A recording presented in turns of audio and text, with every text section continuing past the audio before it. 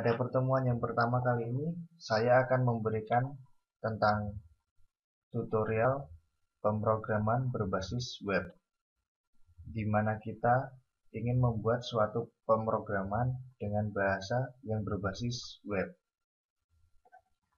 Pada pertemuan yang pertama ini, kita akan mempelajari tentang bagaimana dasar-dasar pemrograman web tersebut. Pada dasarnya, sebuah pemrograman web itu membutuhkan suatu yang disebut dengan web service atau web server. Web service atau web server itu fungsinya adalah sebuah layanan internet yang telah disediakan oleh suatu komputer. Dalam memasukkan web yang telah dirancang dalam internet, maka terlebih dahulu memiliki ruangan dalam internet, dan ruangan inilah yang disediakan oleh server. Dalam tutorial kita yang pertama ini, saya menggunakan Apache sebagai web server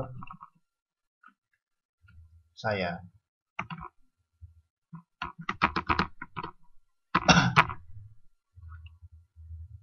Yang kedua yang harus dibutuhkan adalah yaitu suatu penyimpanan berupa database atau basis data. Dalam tutorial ini saya menggunakan engine yaitu MySQL sebagai basis data.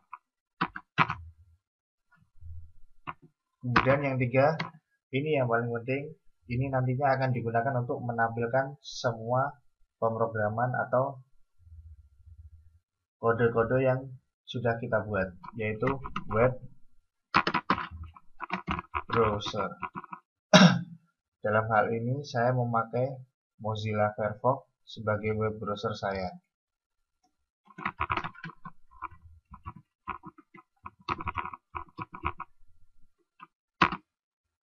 Oke, inilah yang dibutuhkan dalam pembuatan suatu pemrograman web. Untuk nomor 1 dengan nomor 2, kita bisa menggunakan suatu paketan software yaitu XAMPP. Di mana XAMPP ini adalah suatu paket software yang memuat web service, kemudian juga memuat database-nya, kemudian juga memuat bahasa-bahasa pemrograman seperti PHP, Perl, dan lain-lain. Kita bisa download di situs resminya XAMPP.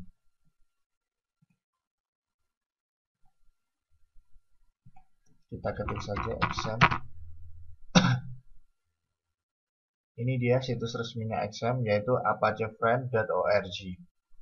Kita klik saja.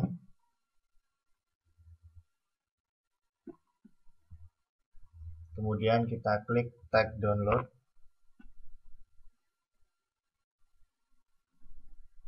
Nah, akan muncul sebuah link downloadan XAMPP untuk Windows, untuk Linux, dan untuk Macintosh, di mana masing-masing terdapat kategorinya masing-masing.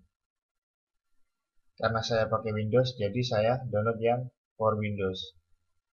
Di sini ada berbagai versi dengan berbagai ukuran yang berbeda.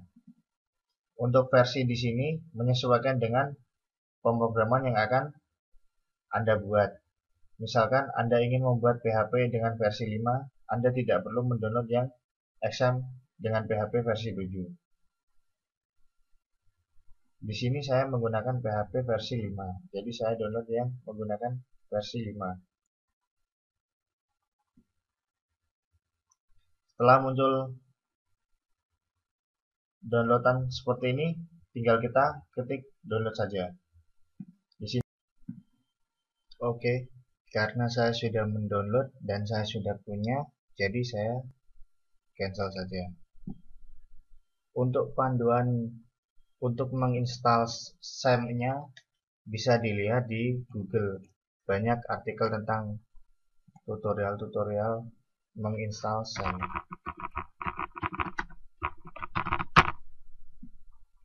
Nah, tinggal dicari aja yang mana yang mudah menurut agan-agan sekalian. Kemudian setelah kita install, biasanya sebagai defaultnya dia foldernya ada di local C XAMPP di sini.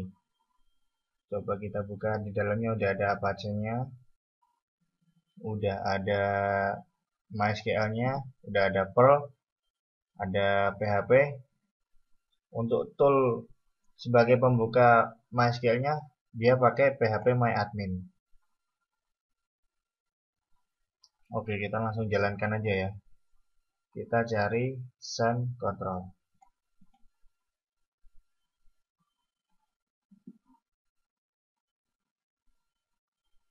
Nah, kemudian akan muncul seperti ini.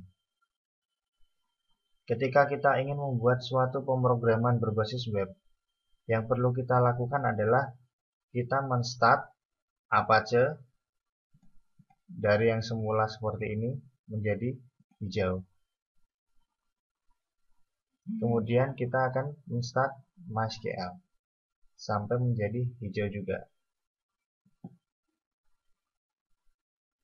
Untuk mengecek apakah Apache kita sudah aktif dan MySQL kita juga udah aktif, di sini statusnya sudah detect running. Tapi agar kita semakin percaya, kita bisa melakukan pengecekan melalui web browser. Kita ketikkan saja di URL localhost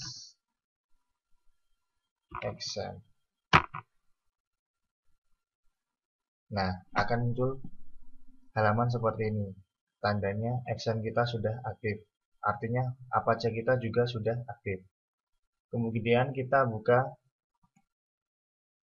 yang MySQL-nya. Kita cek apakah MySQL-nya juga sudah aktif. Kita ketik localhost /php myadmin.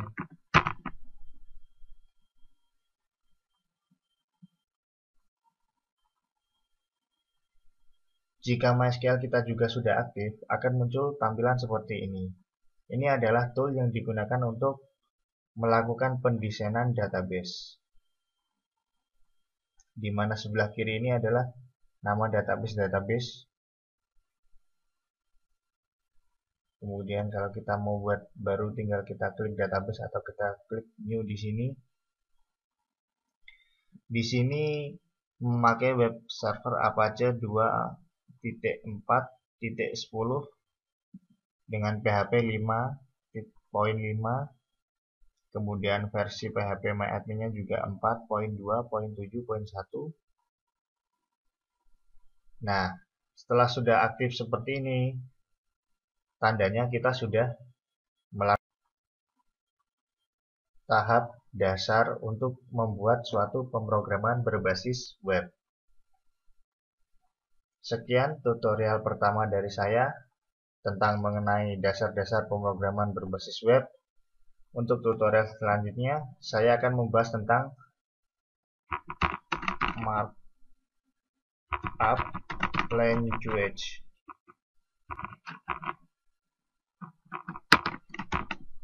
Sekian tutorial dari saya, semoga bermanfaat. Jangan lupa subscribe, jangan lupa like.